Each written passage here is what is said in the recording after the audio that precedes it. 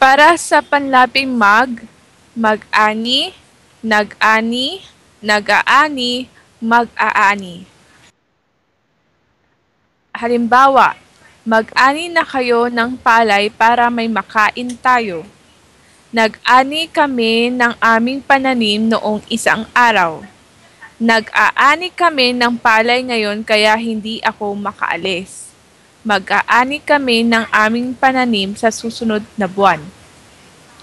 Para sa panglaping umani, umani, umaani, aani.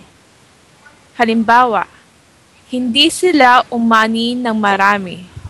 Umani ako kahapon ng maraming saging. Umaani kami taon-taon ng 20 kaban na bigas. Aani kaya kayo ng maraming palay sa susunod na taon?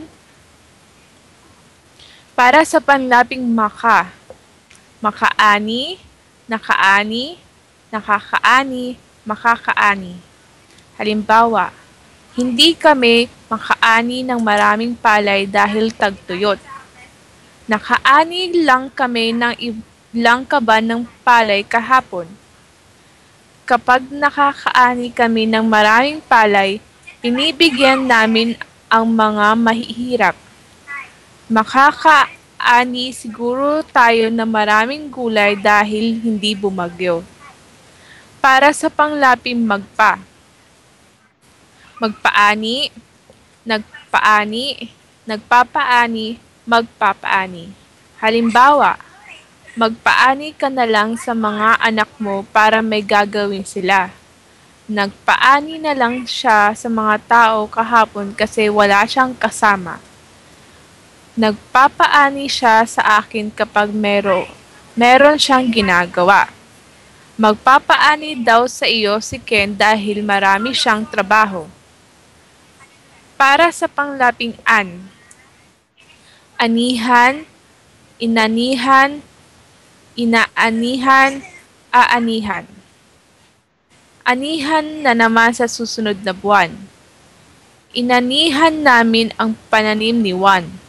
Inaanihan namin ang malawak na lupain ni Ken.